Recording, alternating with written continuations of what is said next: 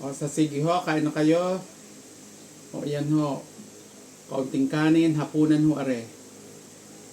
Na may broccoli at saka ho may chicken. At may tira pa tayong itlog kanina. Yan ang ating itutumba ngayong oras na ito. Yan. Kumusta ho nyo maghapon? As usual, lagi tayo ay nagtatrabaho para tayo ay may makain.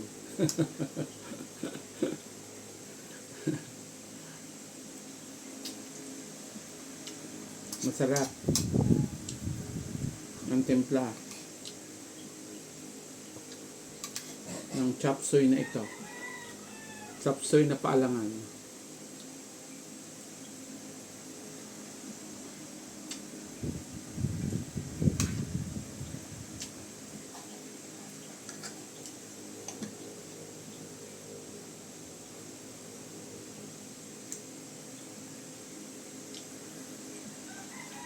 Tayo ho ay nagdagdag ng ilang video na ang tema ho natin ay parang yung practical theology. Ano ho ba yung practical theology? Yun yung nangyayaring pang-araw-araw sa ating buhay. At ano ho ang sinasabi ng Biblia tungkol doon? O di yun ho ang ating pag-uusapan. Yung mga nag-request ho kasi,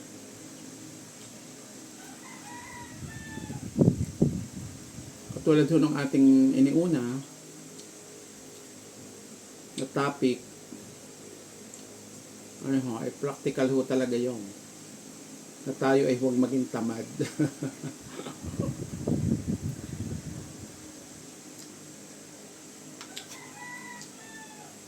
Sino ho ang hindi pwede magtrabaho? Sobrang bata, sobrang tanda, may kapansanan na talagang hindi talaga po pwede. Although may mga PWD tayo na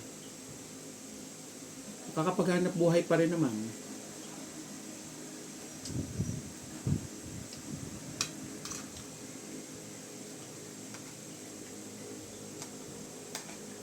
Kung PWD, although may batas na bawal maglimos. Ano nga yun? Anti-mendicancy ba yun? O ordinance? Kaya lamang ang tanong, bakit hindi naman sinusuportahan ng gobyerno? Ba't sila nasa lansangan? Dapat, kung may batas na gayon, may pondo din dapat ang bayan. Diga?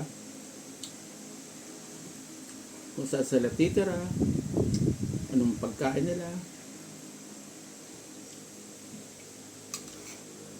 Yun, lalo na ho talaga yung bulag, isang paa, naputulan ng kamay. Talagang yun ho kahit gusto magtrabaho noon, talaga namang sino kang tatanggap nga doon.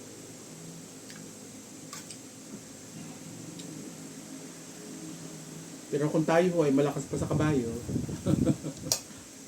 kabayo kaya na itong tira at sayang, mahalang itlog. Papapanis lang hindi. Panisin na sa tiyang.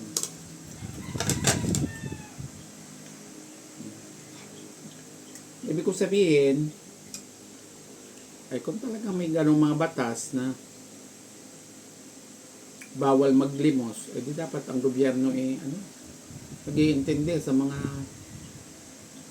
pangailangan.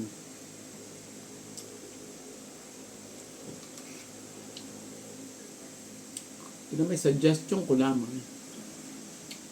Kung walang-wala, nasa sa inyo kung magbibigay kayo, magdedemos kayo o hindi.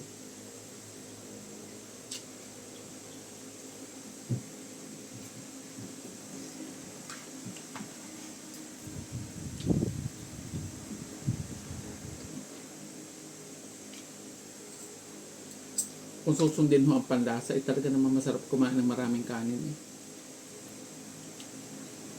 Kaya like, baka tumaas ang sugar.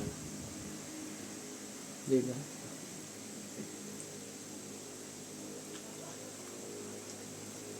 Bayha nga ako sa ilaw na yan na aming inilagay. Para makinis ang aking skin din eh. Wala naman itong filter. May filter ga ito. Hindi maintindihan. Pag nagla-live, automatic ba yun? Automatic ba yun na may filter?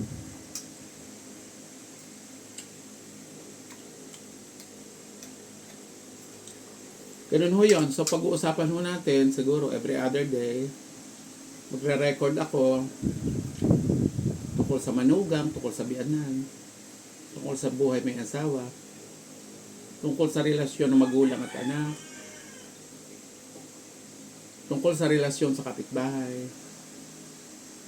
Ano pa ba ang mga practical? Pagtaas ng bilihin.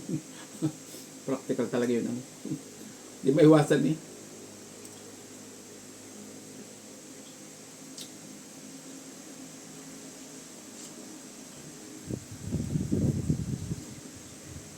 Paano iiwas sa gulo para huwag masangkot sa gulo?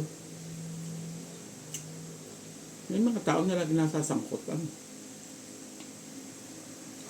Bakit kaya gayon? Yun ang kanilang signos.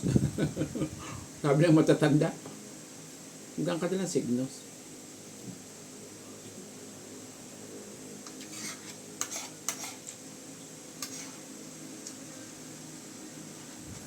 Hindi ko alam. Basta yun ang ating mga pag-uusapan para at least may maiba-iba naman tayo. Diba? So sige ho, ako'y tuloy ang kain din. Ako'y kumain na rin din yan.